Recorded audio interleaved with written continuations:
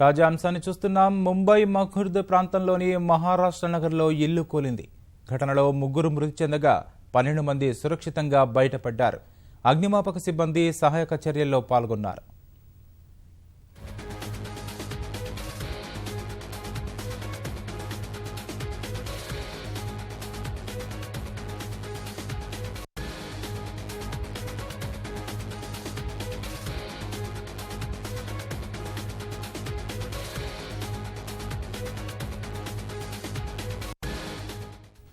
ముంబై మఖుర్ద్ ప్రాంతంలోని మహారాష్ట్ర నగర్లో ఇల్లు కూలింది.